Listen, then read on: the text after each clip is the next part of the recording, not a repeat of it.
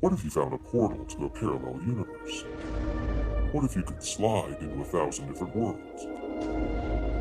Where it's the same year, and you're the same person, but everything else is different.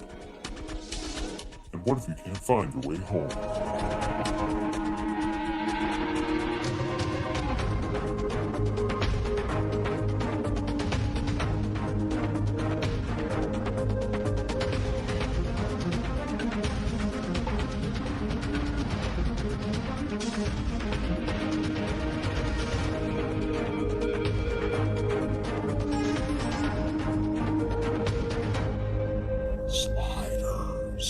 Trick or treat!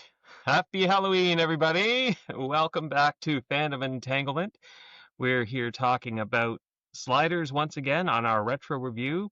We're now at Season 3, Episode 6, The Dream Masters. I'm here today we didn't put any funny names in, but I'm Mike Bloxam, or Mike Bloxam. With my co-host Damon Sugameli. Dave, I can't think of anything. I've had a day, but hey, everybody, happy Halloween! Woo! And we are pleased to welcome back our good friend Aaron Moss. Hey, Aaron. Hey, gentlemen, how's it going? Pretty good. Glad I could come back for this fantastic episode. Yeah. Your mileage may vary with this one. A little bit, yeah. Yeah. Well, he's falling. He's falling up. Yeah. Already. Okay. He's trying to get away. He'll come back later. All right. Just the Headcast Network, Aaron. That's your. Yes. Yeah. So. Yeah. Tell us all about it. Yeah. Mm-hmm. So yeah, my main shows on there is Head Speaks, where I talk about anything geeky. Right now, I'm covering the comic book series Animal Man with a co-host. But yeah, just whatever I feel like talking about on that show. I talk about stuff from the '80s, comic books, movies, whatever crosses my fancy.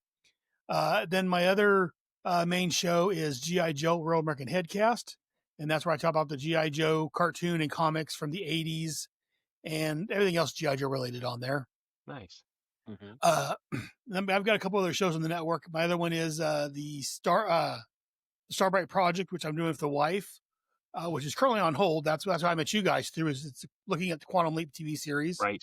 It started out. Yeah, the wife hadn't watched it. She's seen an episode here or there, but she wasn't a fan of it. So, and I'm a big I watched it when it first came out and watched it on reruns and repeats. I've got the DVD, Blu-ray. So, and then a friend of ours from Australia, Hayden, has joined us. Another Quantum Leap fan. Yeah. So, but yeah, then we were covering that with Michelle, being a brand newbie at it and giving her thoughts and me and correcting her on things and and annoying her by saying, we're going to put a pin on that. We'll talk about it later. And then they came out the new seasons. So we kind of put that on hold. It was covering the new seasons. But yeah, Michelle's wasn't feeling the new series as much as I am. And then we got busy with the band. She's the band booster. Our oldest child, who's a senior in high school this year, is in band, and my wife's the band booster president. So she's been busy with that. So we've kind of put up the show on hold for right now until we clear up band a little bit and figure out if we're just going back to do the old stuff or how we're doing exactly. So yeah. And I've got a couple other shows on my network, but yeah, it's all at headcast.headspeaks.com. All right, perfect. All right. Yeah. All right. Well, I had asked you, Aaron, like, hey, this was like, do you want to do an episode? And you're like, yeah, just whatever's open. And I'm sorry it was this one, but. See, we'll talk about it. See, I read you guys' notes, and while not perfect, it's not fantastic, but I enjoyed this episode. Okay. For what it is. Like we said, your mileage may vary. We'll talk more about it, but yeah. I was going to say, I watched it once, and I don't want to watch it again. Yeah. So my notes are bare bone this time. Yeah, I watched it the other day, and then I watched it again before the show just to refresh my memory on it. And yeah. And I've seen the show when it first aired it, and then I've watched it probably a couple of times on reruns. So. Mm-hmm. All right. I was saying to Aaron before we got started, it's good to have a divergence of opinion sometimes. So Yeah. we shouldn't all think the same thing. Oh yeah, no, definitely. Yeah. All right. I guess we can get into it. So the synopsis, this episode originally aired October 18th, 1996. Yeah. It was Yeah, you originally can. scheduled to Yeah. air the Mhm. following week, right before Halloween, but was moved up to scheduled episode of The X-Files to run before Millennium. So Yeah, that's there you according go. to earthprime.com. Yep. And so this was meant to be a Halloween episode. I think it was written as one. So Right. that's why we're doing it on Halloween. So we're gonna Yeah. get this on, knock on wood, this is gonna be on Halloween. Yeah, we're recording about a month before that, but Right. Mhm. Yep. got to plan ahead. Yep. Definitely. Mhm. Especially you have families and Yeah, exactly. Mhm. Yeah.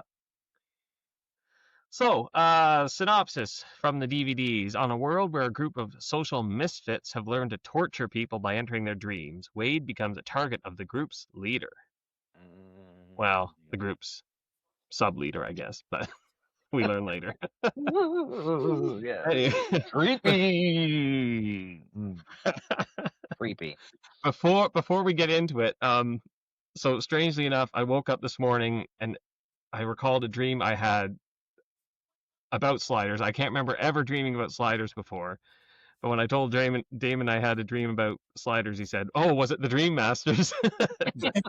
Oh, maybe they implanted it in my brain. If you want to get into what your idea was, because it sounds like something out of season 3 anyway.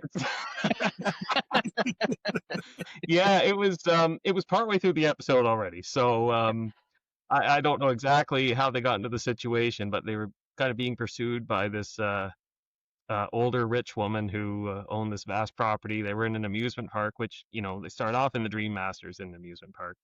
Mm-hmm. And it was the 4 sliders here, the original 4, trying to escape her clutches. They get to this lake where there's this giant castle and it's all kind of idyllic. And they think, oh, okay. Wade's like, oh yeah, this is where I spent my childhood for some reason. And then she catches up to them and says, aha, it's all an illusion. And then the castle disappears and all the beautiful stuff disappears. It's very dark and gloomy. And Wade's kind of ruined. And she said, no, this was my childhood. Did she go, no? She should have. And then somehow I kind of morphed into the point of view of Quinn because the woman had brought her pet fly with her. And it was starting to escape. And so to try to get on her good side, we had these bug nets and we were trying to catch her fly. Yeah. And we caught it and returned it to her. And so as reward, she agreed to let us go on her trivia show to try to win our freedom.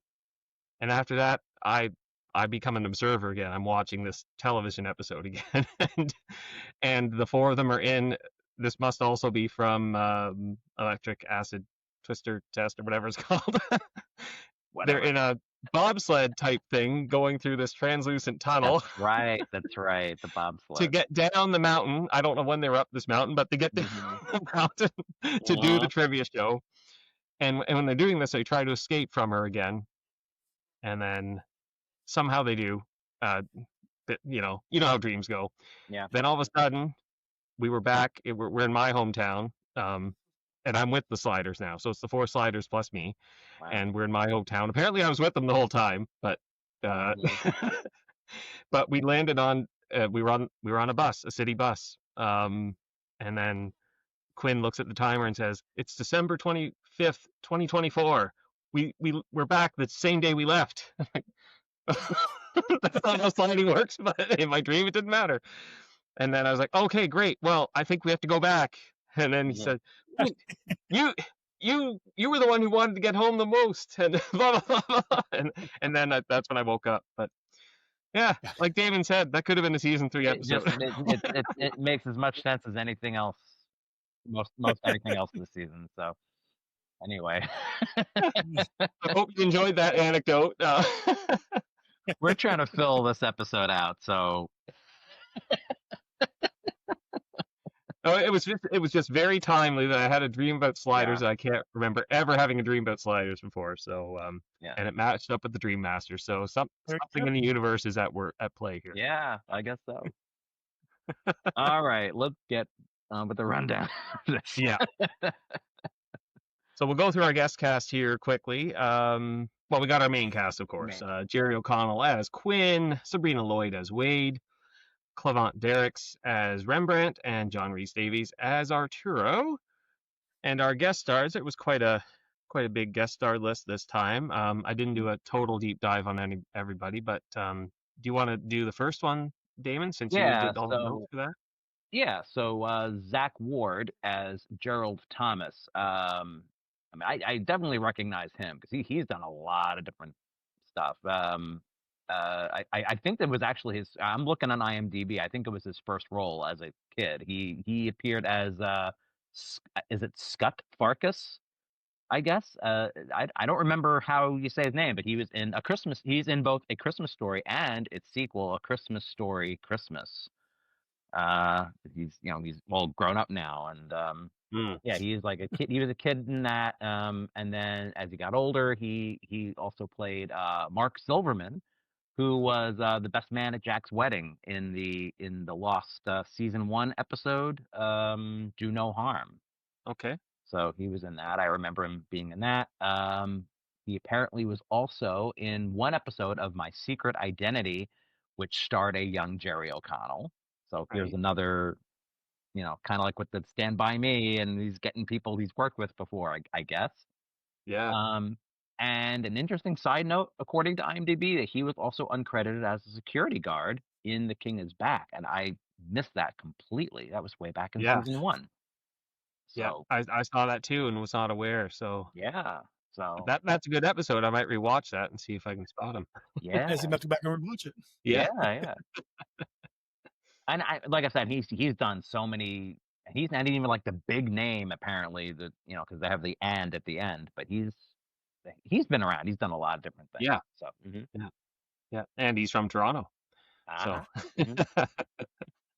Yeah, see, he especially in this episode, he reminds me very much of a what's his name? Is it Don Most? Ralph Malph from Happy Days. yeah. Oh, Yeah. When I first, that's what yeah. I first saw him. I know it's not him, but it looks a bit like him a little. It kind of reminds me of him, sort of. Yeah. I tried to do my hair kind of like they had Zach's hair in that episode. So I am a dream master. Should have tattooed or drawn a pentagram on your hand. Yeah, I missed out. I got a marker here. I could do it real quick. Oh yeah. I'm trying to explain to everybody for the next week why I have a pentagram on my palm. Yeah, my cause problems. You go to work. Yeah. Yeah. Excuse me. Right. Yeah. It's just for Halloween, honest. Mike, HR would like to speak with you in their office. Yeah.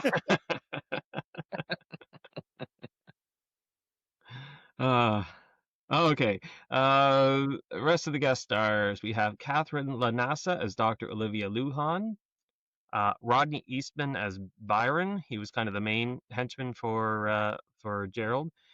In addition to being in a season 1 episode of Babylon 5, he was also in the 3rd and 4th A Nightmare on Elm Street movies, which is kind of funny because the 4th one is subtitled The Dream Master. So Geez, I wonder where they got that name from. yeah. I wonder if they got him because he was in the Nightmare on Elm Street movies. Possible. I'd imagine so. Yeah. I'm wondering. Yeah. It's probably one of more those not Easter a eggs, right? Yeah. Yeah. We have Lester Berry as Elston Diggs, which is our recurring character for season 3, kind of our replacement for Gomez Calhoun. Yep. J. Stephen Smith as Dr. Edward Lujan, and this was the big name apparently, who I'm not too familiar with, but Michael Desbars as Vincent Cardoza. He certainly was familiar to me. I couldn't place it. His biggest television role seemed to be he was in 11 episodes of a show I never watched, Melrose Place. But as Damon pointed out, he appears to also be a musician. So yeah, I know I've seen him do a lot of things. I again looking up like on like Wikipedia, IMDb, I think he was involved in MacGyver. That might have been where I saw him. I think he was like a recurring character. I think he's actually was in like the newer MacGyver too as a different character, but that Right. sometimes they do things like that. But I can't offhand. I'll probably insert it in. I don't know the name. I had a busy day. Yeah, fair enough. Yeah. Okay, almost there. So co-starring Simba Smith as Officer Weber. She has Trek connections. She was Allura, a human Dabo girl in the 6th season episode Prophet and Lace of Deep Space Nine. And she was an uncredited bar dancer in a Voyager episode called Alliances.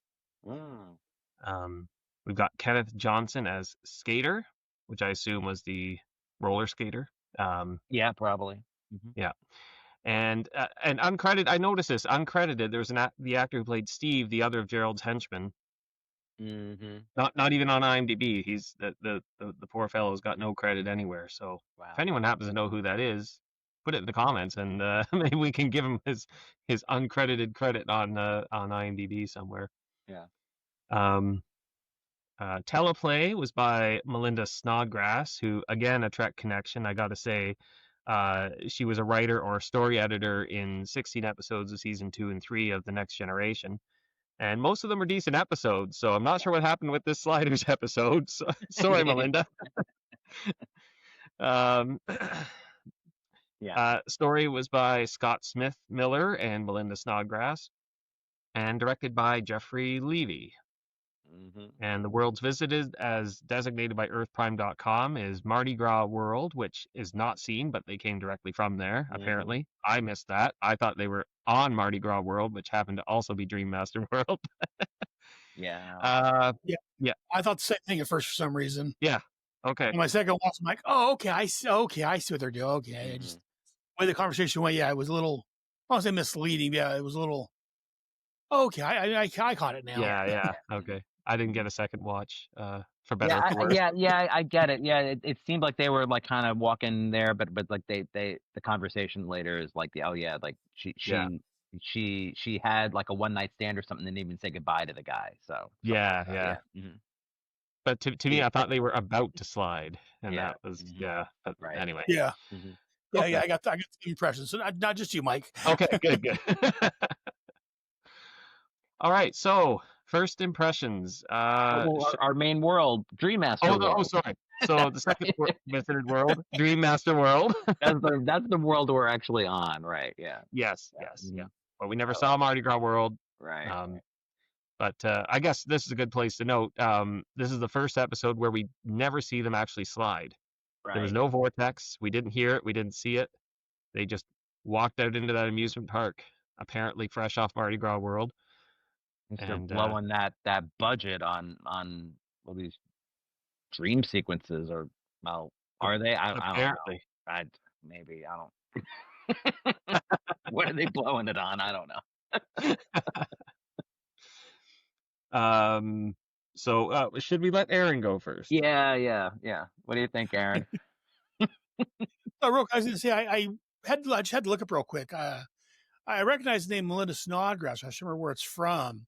She wrote some of the wild card stories in the it's about a superhero series of books. Okay. By my mind blanked out. The guy that did Game of Thrones. Oh yeah, I'm blanking too. Oh yeah, I know. George R.R. Martin. Yeah, right. George R.R. Martin. They're on a series of books called Wild Card, which either these are standalone or short stories, and she wrote a bunch of them. That's where I know the name from. Oh, okay, yeah. And for the most part, most of her stories are pretty good. This one here, like I said earlier, I don't dislike as much as you guys appear to. It's not. Don't get me wrong. It's not season 1 or season 2 quality. I'm not crazy. I didn't hit my head. All right, so we'll call the funny farm on me. But I thought for season 3 and beyond, it was a decent episode. Yeah, some of the acting was a little hokey. The special effects. Yeah, I was sitting there watching part of it before the wife left, and she was watching it. She's like, "What the?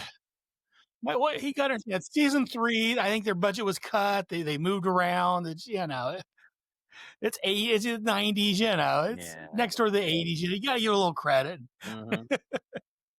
Yeah. But yeah, overall, I said my biggest I don't know. I don't want to say regret with it, but the thing I wish they would have done, I wish they could have gotten Robert Englund as the main professor guy. Yeah, I would have liked, maybe it's just me, but I would have liked that better, having Freddy Krueger as, or, guy playing playing the main doctor, yeah, the dream guy. But yeah, For the one scene he's in, you could have gotten anybody.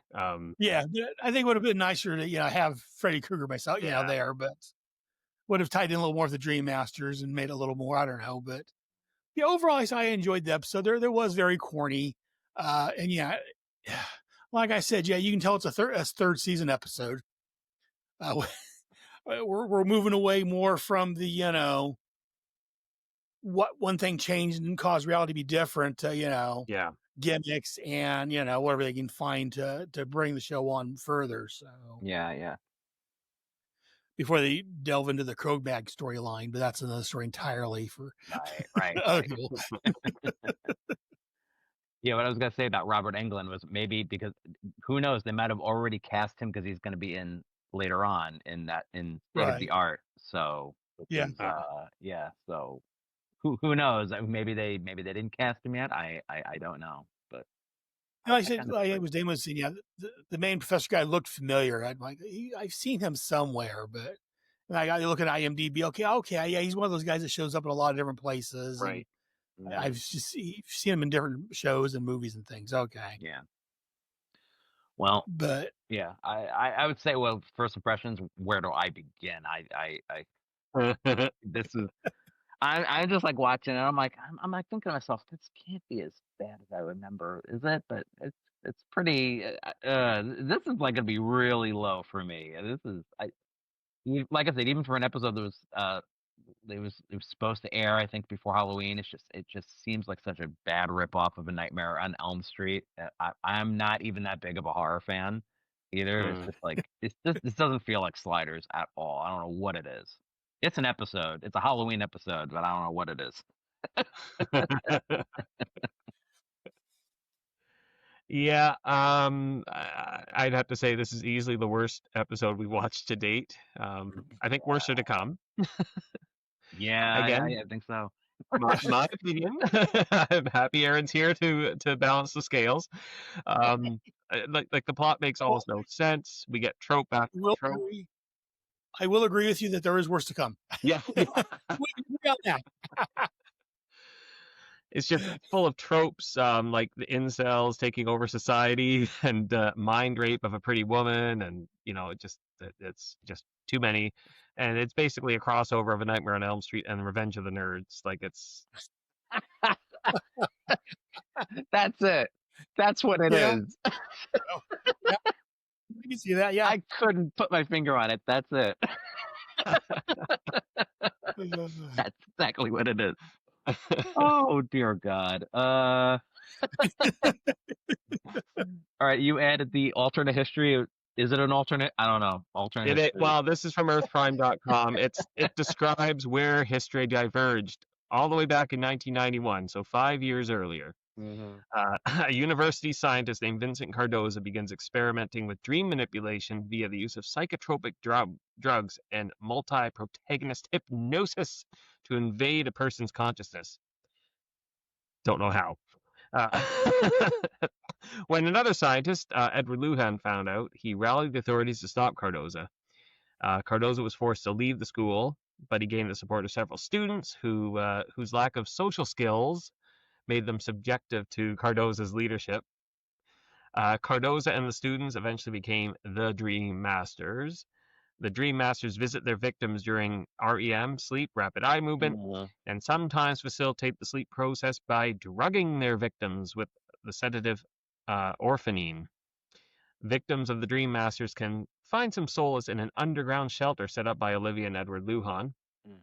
Edward tried experimenting with the REM blocking drugs, but they had too many side effects. Those who try to fight the Dream Masters often find themselves in a coma or dead. Yeah. That's kind of what the plot of this episode is, basically. Yeah. Right? Yeah, pretty much. Yes. So another thing real quick. Do you guys pronounce it REM or do you pronounce it REM? I've always heard it pronounced REM. So every time they said REM, it just I don't know, just threw me out for a second for some reason. I hear REM and now I think of of the band REM. The band, yeah. But I do say REM now. I think I used to say REM movement, but REM sleep, yeah. but I instead of think I REM say sleep. REM. Yeah. Mm-hmm. Yeah. But yeah, so that was just one thing that every time, and everyone kept saying REM, like, am I saying it wrong all these years? No, I wonder if in the 90s it wasn't quite in the, the social Right. consciousness as it is now. So maybe they had to use the acronym, otherwise people wouldn't know what they were saying. That's what I'm thinking, yeah, because that's how I feel. I feel like when I was younger, it was REM, and then they just REM sleep. Yeah. Now it's REM sleep. Yeah, I think you're right. Yeah. Okay. Well, with that said, do you want to break down the plot, such as it is? I mean, like I said, I was kind of writing notes as I'm going along, so I know that they're coming onto this world. They're seeing this skater guy, and he collapses, and then basically this female police officer comes along, and I don't know. I've never seen anybody. Just the one thing I noticed is that I've never seen any female officers in those short shorts and it's not. It's a California thing. Is it? Because I haven't seen it, so I believe beach police on the bike like that wear the biker shorts. And okay. Oh, okay. I don't know if the cops are quite as short, but yeah, I believe they wear the biker shorts and they're decked out because again they're on the beach and on the sun all day, so they're okay. I trying to feel like she also had her. She was kind of showing a little bit of like it was like butt. I think that might have been a little more revealing than normal, but yeah. I was gonna say it's a parallel world. I'm willing to give them some leeway there. And you know what? Again, as I've told you, I'm a sexist pig. She's hot, so I didn't mind. Well, that's what they were going for was sexy. So made me happy then, made me happy now. So Yeah. I don't remember all the exact reasonings why Wade became the object of his fixation. Maybe just because she's a pretty lady, but then she kind of rejected him, right? So then he's like, I'm going to see you in your dreams. I think it's because they basically had the nerve to interfere with this. Like, oh, you don't know who you're messing with. And they were like, we're not scared of you. Because again, they're walking into things not really knowing much of anything. But who would think that something like this would happen? So I give them a little bit of like, I can give them a little leeway on that because who would ever think that people could invade dreams? Yes. That doesn't seem like something feasible. But okay, so now they're basically being targeted by the Dream Masters. So that's where when as the I forget his name, the lead geek said that he's attracted to her because she rejected him and he doesn't get that very often where he's at. So that's that the object of something you can't have makes it even more powerful. Right. Mm-hmm. Yeah, and I guess she did get marked or whatever, because then she has the Arturo tells her to try to get to sleep, right? But I chuckled when he was gently berating her for reading that cheap romance novel, and then he sneaks back in to take it when he thinks after he encourages her to sleep. Obviously, she's awake because she smiles knowing he just took her dirty book. That was funny. I admit that was funny. Yeah, that was a good scene. I think that's the first time she falls asleep, and then she's attacked by blades or something, because then she starts bleeding from her hands, right? Yeah, or something. Right? Was that the first time when she? Well, she starts bleeding through the sheets when the first time is just her wrist. Oh, just her wrist, right? Sorry. Yep. See, I should have watched it the second time, I guess. No. Don't watch it again. It was like, don't torture yourself. Don't do it, Mike. Don't. As Nancy Reagan used to say, just say no. Yeah. I'm just going to add too, because I did the rewatch of this like before we started. Before we were doing this podcast, I was watching this with Amada and my mother-in-law, and we never got through season 5. But I remember I told her we were watching this episode. She's like, "Oh yeah, that was a terrible one." Like, yeah, this is the one we're watching. She's like, "Oh yeah, I didn't like that either." So is this me now? Yeah. Because they want to keep her awake, so they're getting like with the trying to figure out ways to keep her awake, and she orders a pot of coffee, and Yeah, it's but going to then take too long. So she goes down to the bar, and that's where he finds her again. yeah. Oh, but what I was gonna say here, I think this gets into when she loses a lot of blood or something, because Well, the Navy yeah, reference comes up again for Rembrandt, and it's how he mentions that they used to prescribe orange juice and liver after the soldiers gave blood. So yeah. I mean, I'll take their word for it. I guess I don't know what that's about, but um, what I was gonna say was that it just seems convenient that Gerald like finds out about this liver, and he's like, oh, like so he knows where they like he was he in the Navy too? Like, does he know what this is about? What is this? What is this? How did he get that from? I know it's an odd choice, but like I don't know. I don't know where he got the connection from. Yeah, it was very convenient, or maybe strange, how Gerald knew exactly who was receiving that food. Right. But And he's like eating the sugar cube or something, and he's like, oh, it's well, just so weird. yeah, he turned the sugar cube into the sedative that went in the coffee. How? Yeah, well, he The put it in the magic palm word. of his hand. With the pentagram? Is that what it was? I guess it must have absorbed from the pentagram. So I guess I just thought of this. How do they have that drug on their hand and doesn't impact themselves? I was wondering the same thing.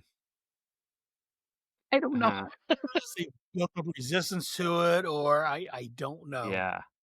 But he first shows up in the bar when Wade's there drinking coffee, and that's when he puts his hand on her leg, and that's how Right. she gets. But somehow he still got in her dream before that, right? Yeah, that's Before what she I to think get her so. to cut her wrist, and then Yeah. the second time is when she had the cuts all over her body and started bleeding through the sheet. Yeah. Mm-hmm. Yeah.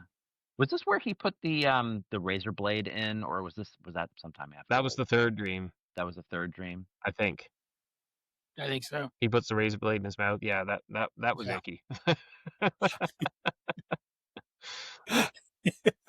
Yeah. But If you have something yeah, to add, Aaron, yeah. just about the Anytime, Aaron, jump on in.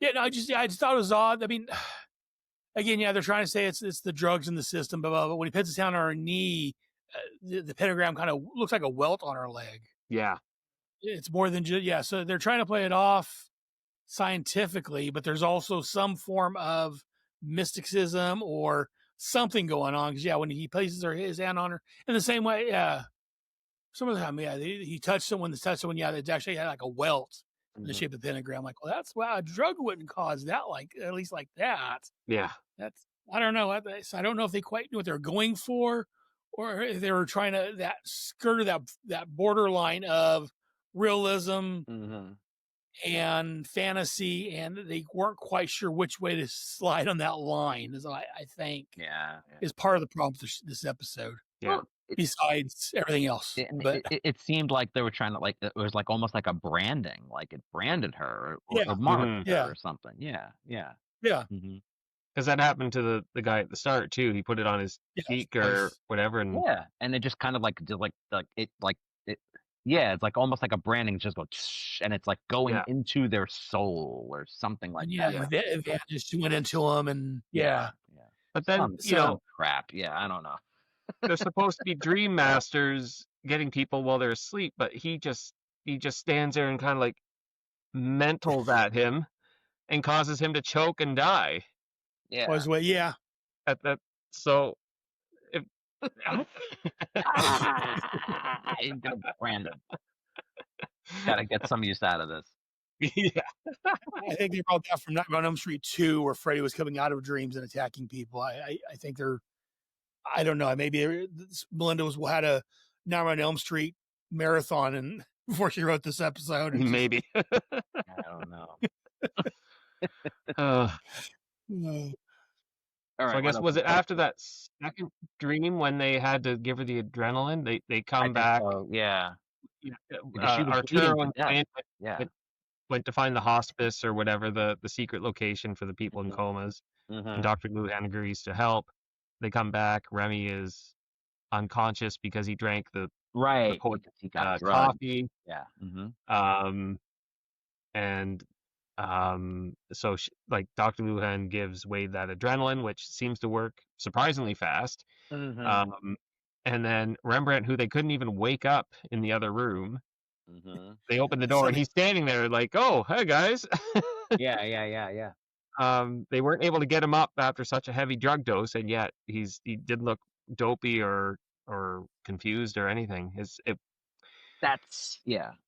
There's a lot of lack of continuity. Maybe that's a goof, I don't know, but there's some lack of continuity or realism in how medical drugs work. Yeah, that was kind of my thing with Rembrandt because this is where it leads into I just feel like this is such manufactured, like they have to give us some kind of tension between them because Arturo's like, how could you let her Yeah. down? Like, I Yeah. mean, it'll get resolved, but we'll get to that. But like have to make him feel like crap that like, oh, Right. I almost let Wade die because I fell asleep.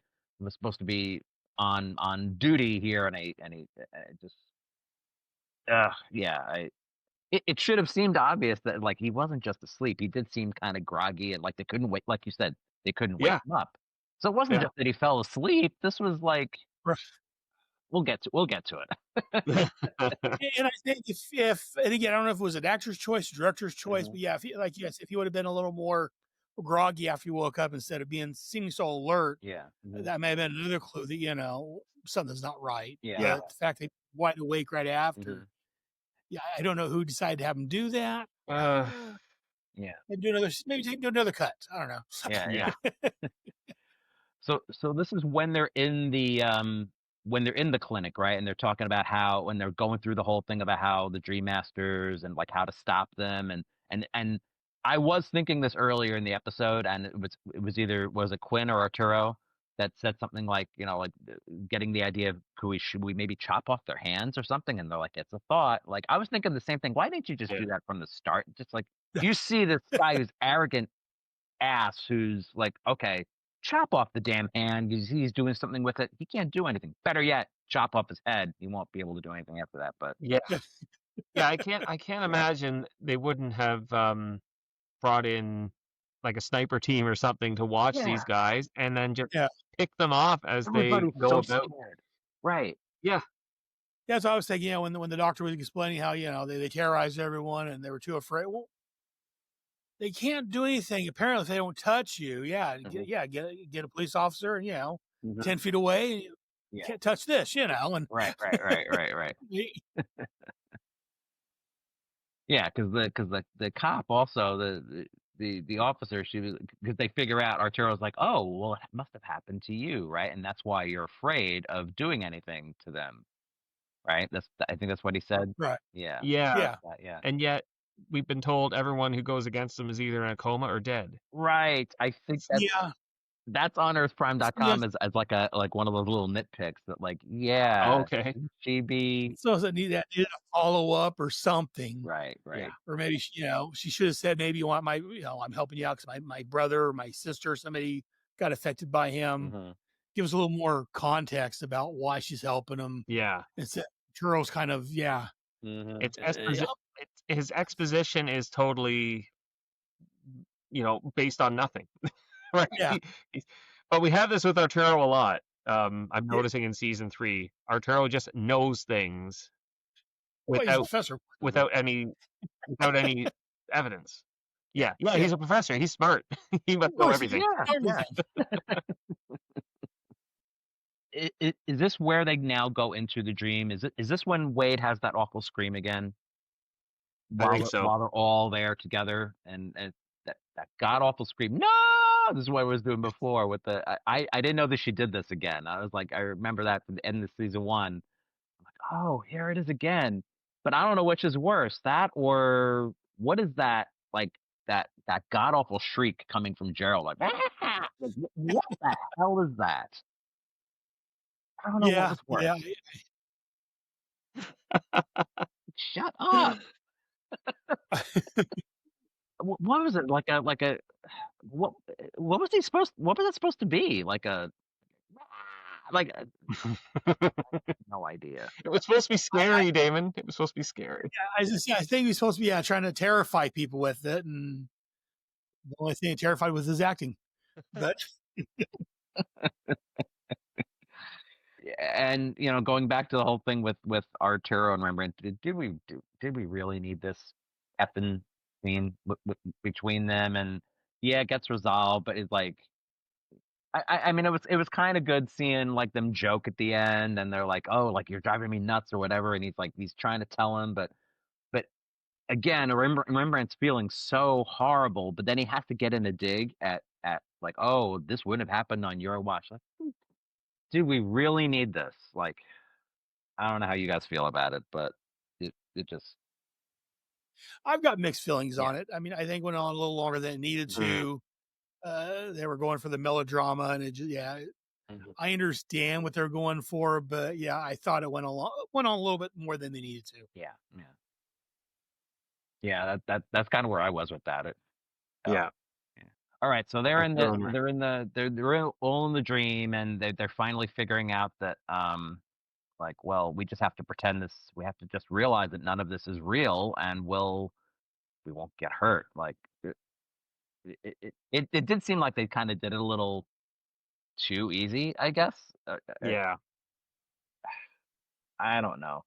There's also a thing that came up too, where I think they say it at the beginning, where because I've seen this criticism too, where it's like, well, we can't just run away from a dream. Like, it doesn't matter how far we run, they'll be able to get us. But didn't she do this in Obsession, where she just kind of ran away from her dream? And there was something that came up too, where it was like, because we've dealt with this, where her dreams were basically being invaded by Yeah, whatever his name right. was, the psychic. Yeah. Yes. But yet she was able to just kind of say, like, yeah, no, I'm choosing to ignore all of this. But here they're saying, well, you can't run away from a dream. Yeah. Again, no consistency with anything. But we do find out that Wade and Rembrandt, they both say that they're really afraid of snakes. Really Yes. afraid of snakes. So let's remember that when we get to Slither. Let's see if there's anything to that, or if they just forgot about it. I don't know. I'm just keeping a note of that. Well, maybe they're really only afraid of CGI snakes that have pentagrams emblazoned on their backs. Maybe. Yeah. So, quick question about this. Again, as I mentioned earlier, my wife watched part of this because she was in the front room with me, and she commented about the budget, or about the special effects. Was the budget cut this season? Did they have less money this season to work with, if I remember correctly, or am I wrong on that? Or do you know offhand? I was thinking third season they started getting the budget cut, but it might have been, but look, because they moved. That's what I was blaming it on, but I mean, they moved to LA to keep a closer eye on the show. right. I feel like I've read it too about things that they yeah. It feels like they should have had a bigger budget, because it was like a full season, but it just seems like they cut a lot of corners on a lot of stuff. But, well, like, I mean, we're gonna have like dragons coming up pretty soon, and Yeah. and talking. Maybe that's where they blew their season's budget at. Yeah. Exactly. There must have been some episodes where they completely did the bare bones. Yeah. Sorry, some episodes. I don't want to say. Yeah. Mm-hmm. Some episodes have some great effects, and some do not. Some don't. This just seemed like a lot of like fog and just Yes, creepy stuff going on. Or we're trying to be scary, but yeah. Of course, I'm able, and I told Michelle, I'm able to hand wave a lot of that, because a lot of that was happening in the dreams. And as you were talking earlier, your dreams kind of disconnected, and one thing will happen, and then it's not always clear, and so I assume, and again, maybe I'm just, as I talk about over on the Starbright project, when I like something, I will make up excuses for it. I don't care. So that's maybe I'm making an excuse. Yeah, I'm making excuses because overall I enjoy Sliders. Like the first season was really good. Third season you kind of saw the behind the curtain a little bit, and then right. they started losing all the actors, and Yeah. We get 4 and 5, which I continued watching, but Yeah. it was a downgrade. Yeah, no, for sure. So, but anyways, but yeah, that's what I'm blaming it on is just the whole, at least this episode, is the whole dream like, and things don't always make sense, and sometimes it has that fuzzy, ethereal quality about your dreams that, Yeah. especially on TV, to let you know that it is a dream. Yeah. Yeah. Mm-hmm. This is a good part to bring up, that this is like a random thought I had as I was watching, is that maybe they never actually escaped this dream, and this is why the rest of the series gets weird, because they're stuck in this effing nightmare. It would make You know more what? sense than I saw your notes, and I have to agree. because I thought to myself, like, thinking like, if the series continued, like, how do we write away all this stuff or make sense of it? They're in a Cro-Mag illusion, but this actually makes more sense. They're just trapped in a damn nightmare. You think you're awake, but you're actually still nightmaring, and yeah, Crazy, shit all the time. Yeah, crazy shit. that'd be a perfect way to come out season 6. Yeah. Yes, that's right. 29 years later, they awaken from the dream. Yeah. Yes, we're going to come back to acting, and and yeah. I will say it was a pretty cool moment when Quinn catches that fireball and throws it back at him. Yeah. I just wish he had burned up to a crisp. I just feel like he just shakes it that off, like, seems to be what happened in oh, the dream. yeah. Yeah, that's what happened in the dream. Looked like he was completely engulfed in flames, and then Yeah, I thought he was dead. Yeah, but and then he wasn't. But then, He just does that, like, when he comes out of the dream, because that would have been the ultimate. Like, okay, there would be some justice to that. It's like, oh yeah, they can dish it out, but they can't take it because now I got killed in my own dream, in my own nightmare that I gave to them, because I tried to get somebody that was smarter than me or whatever. And which brings up a couple of questions for me. The guy that was shot, did he actually die then, or did he just get knocked out of the dream? And if they can't be hurt in the dream, why did Joey, or the guy from Nightmare on Elm Street 4, why did he run away if they know that they can't be hurt in the dream? I'm trying to juggle all that, and like I say, I enjoyed the episode, but there's a lot of things, especially at the ending. Yes, that leaves me scratching my head and go, yeah, very unsatisfying ending. It's just like, what? Yes, what? We'll agree. I feel like it wasn't an ending. No, well, yeah, there was no resolution. It's like, well, Edward's awake. I guess we can go back to sleep because Gerald was set on fire. Right. But yeah, he's still alive. He's still, there's no, the bad guy didn't get what was coming to him. There was no resolution. He just, so does this world continue in this way? And like, are they supposed to? You guys did nothing. Like, aren't they supposed to stop these things? It just seems like they're just gonna keep going. Like, slap on the wrist. But because what this Vincent or whatever is even telling him, like, it's like because he was berating him for attacking them while they're in a clinic or something or whatever it was. Yeah, right. And it's like, don't you realize they have like added resistance there, or these drugs that help them to help their brain figure out that they're it's not real, and it's like, whatever. It just like, it was so anticlimactic. I just exactly. Let's all go back to sleep. I agree 100%. Good night, John Boy. So the ending especially, I felt kind of rushed. Yeah, or like nobody wasn't sure quite how to end it, and well, it lends a lot of credence to the idea that they are just still stuck in the dream. Because Gerald walked away basically unscathed, and maybe he's still controlling their dreams all these years later. Yeah. Now that they mentioned that makes perfect sense. That explains so much. At Sliders reboot, and they explain that it's all from like one of the worst episodes of the series. That. Oh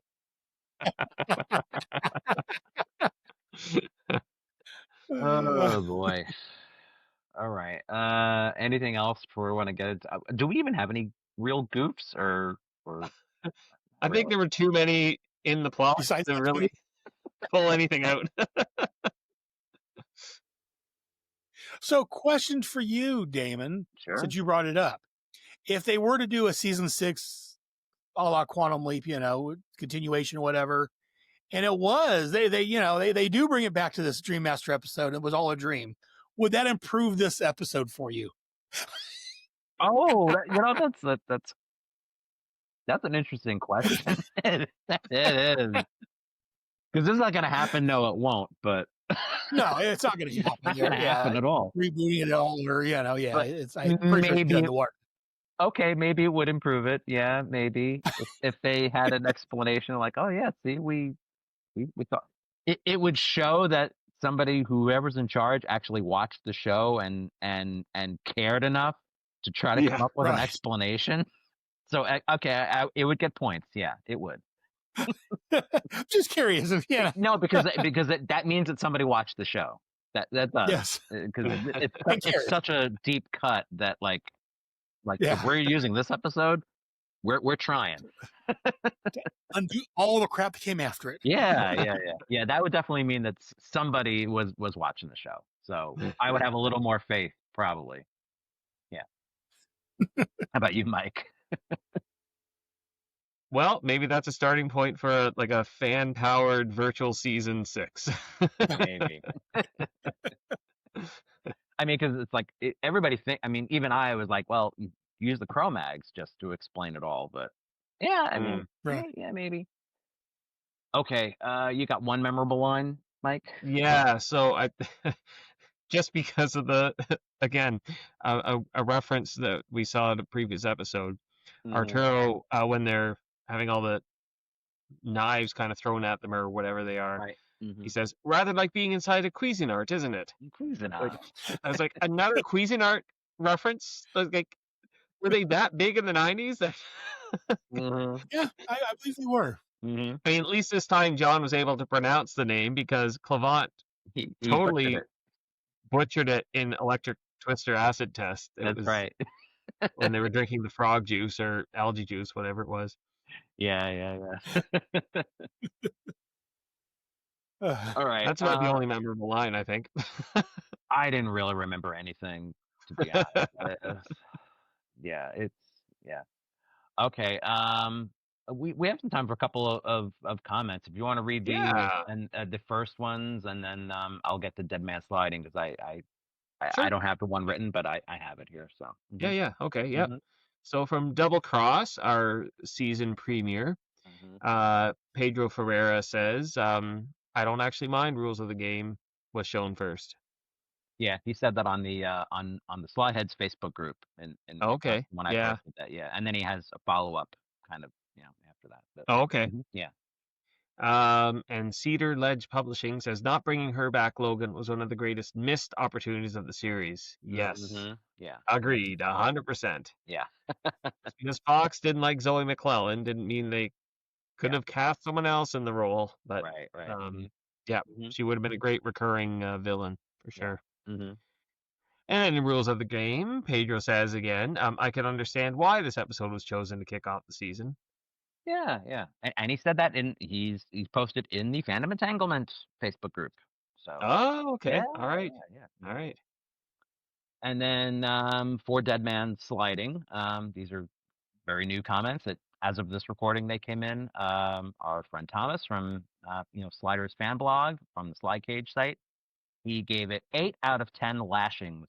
My nitpick is during the cliff jump, it sounds like Quinn is the only one that slid. There's only one swish sound coming from the vortex. Nah. And I'm like, I'm trying to remember. Like, yeah, I remember that now. It seemed weird. And then Chris, digital artist, because he has kind of a long comment. So this is he says, "Hi, fellow Slideheads. Great episode. I'm the same Chris that Matt gave a shout out to. Thanks, Matt." Nice. I was wondering about that too when I was going through the editing and he said Chris. I'm like, oh, I wonder if it's the same guy. So thank you for confirming. He says, "I remember watching the pilot during its original airing in 1995. Then in late August or early September of 1999, I caught Dead Man Sliding as a rerun and became a full-on fan from that point forward. Watching Sliders always takes me back to 99. I remember stumbling upon the season 5 episode Easy Slider and being totally confused by the new cast members. LOL. A friend in high school eventually filled me in on what happened to Professor Arturo, and catching reruns from season 4 helped me piece together the rest of the story. It was tough to focus on schoolwork back then. Sci-Fi Channel used to air 4 Sliders reruns back-to-back every night. Yes, I am glad they scrapped the Mr. Ed world idea. Because remember Matt was talking about the one world was going to be the talking horses. Yes. Yeah. And LOL, I give Dead Man Sliding 9 out of 10 digitally altered photos. So, yeah. That was a pretty good episode. Well, and I have to say, as someone that actually watched all 5 seasons they came out, I too was confused by the cast changes. So yeah, no, he's not a yeah. Like I said, in the later episode. Yeah, I mean, if you follow it, then you realize like what's going on. But like, yeah, Even followed by, I'm still confused by it. That's it. A lot of fans hate season 5. That's why, like, when we get to that point, I'm really willing to just, because I honestly don't think I've seen every single episode. I saw like most of them. Yeah, I know you said you definitely didn't. I think there are a few that I've missed, but some of them seem like they're okay. But I have to really watch them with that in mind, and just trying to remember that this is what they had to work with. So let's see if they're any good. So that's what we'll do. Okay. Final thoughts. Jesus, I still don't even know what my. So you guys go first. I guess Aaron, if you want to, you probably have the better one out of all of us. I probably, I'm assuming I do. I give it 4 psychedelic pentagram on the hands. Okay. Out of 10, right? Yeah, out of 10. Yeah, out of 10. Yeah. No, I understand. Yeah. Again, as I said, I didn't hit my head, so. Yeah, I don't know. I think we said enough about our thoughts. I have nothing final except to say I'm ranking it 3 CGI pentagram snakes out of 10. I think I was gonna say something about pentagrams too, but I don't know what is there, and I'm trying to think what is there in the episode that's I don't know. Oh, I guess the livers. Yeah, the liver. Orange juice and liver. Yeah, orange juice and liver. I really don't know what I wanted to give it. I'm like, maybe because I know that there are worse ones. So I guess I'll stick with. I'll be with you, Mike. I'll say 3 orange juice and livers out of 10. I feel like I wanted to rate it lower than because I was honestly watching this. I'm like, this is a terrible, terrible episode. I'm like, but should I really rate it like that low? Because I know there's more to come. I know there's worse ones coming. So maybe I really need to save the bad ratings for the really bad ones. Because this is pretty bad. I don't know. This is pretty bad in my opinion. I mean, we all have our opinions. More power to you if you enjoyed it, like you did, Aaron. You kind of liked it, so yeah. Yeah, and if you did enjoy it, tell us why. Put a comment in the video below. Tell us why it's the greatest episode of Sliders of all time. I want to hear it. I'd hear that too. All right. Thank you so much, Aaron, for joining us on this. This was a lot of fun. Oh, yeah. Thank you for having me. Enjoy talking to you guys, and always enjoy appearing on other people's show because I show up, I talk, and I can leave, and I'll talk about editing any of this. Yeah. You want to give us a quick rundown of where people can find you, Aaron? Yeah. If you want to contact me, send an email to head@headspeaks.com. My main website is headcast.headspeaks.com. That's where you can find links to you can listen to all my shows on there. They're on most podcatchers. I'm also on Facebook. The main one I use is facebook.com/group/GI Joe. That's one I frequent the most. Now I've also got facebook.com/group/headcast. I'm also on Twitter or X, whatever you want to call it, Blue Sky, tweet, Instagram, and all those. But honestly, I suck at social media. I mean, I check is Facebook. The other ones I check every once in a while. When I do something, I'll post it on Facebook, and then if I think, I guess I should post it over here too. Yeah. So the main place to catch me is either email me or go to Facebook. I'm kind of the same way. I'm figuring out all the social media stuff. And I'm a computer guy. I mean, for 12 years I worked for an internet company doing tech support, and I grew up working on playing with computers and stuff. It's just social media is just my kryptonite. And then I also I do a live stream normally the fourth Sunday of every month, looking at G.I. Joe. Okay, cool. On youtube.com/ it's at g.i.joe_headcast. Okay, yeah. Just because I'm trying to, all right. But I'll let me make sure I got it all in the notes, and if I have to ask you later on, I'll ask you, hey, what was it? I'll send you a link. Yeah, sure. Okay, next up we have Desert Storm. I don't think it was as bad as this. I think it was decent. We will be joined. Our first time special guest is Wayne McCarty, and he is from the Florida Man on Florida Man podcast. That they've been going for quite a while, and also just as a side note, he is my supervisor, so we got to be on our best behavior. Oh, okay. I'll try. No, he's a cool guy. He really wanted to join us, and it's like, yeah, give me an episode. I'm like, okay, here you go. Nice. All right. So in the meantime, be sure to like and subscribe. Share your opinions on the episode in the comments. We will do a roundup of comments in future videos. And you can visit our website at fandomentanglement.com, where you can find all of our past videos and links to our social media channels, including YouTube, Facebook, Blue Sky, and Mastodon. So until next time, I'm Damon. I'm Mike. I'm Aaron. And keep on sliding, and happy Halloween, everybody. I'll see you in your dreams. Or the dreams. Bye, everybody.